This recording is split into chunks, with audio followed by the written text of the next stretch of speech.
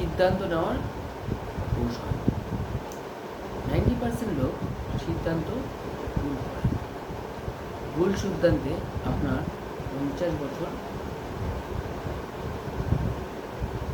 নষ্ট করতে পারে, আর সঠিক সিদ্ধান্ত বদলে দিতে পারে আপনার পুরো জীবন।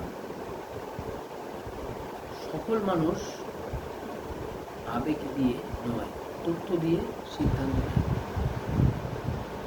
প্রথমত সব তথ্য সংগ্রহ করুন, তারপর প্রতিটি সিদ্ধান্ত লাভ ক্ষতি লিখে রাখুন।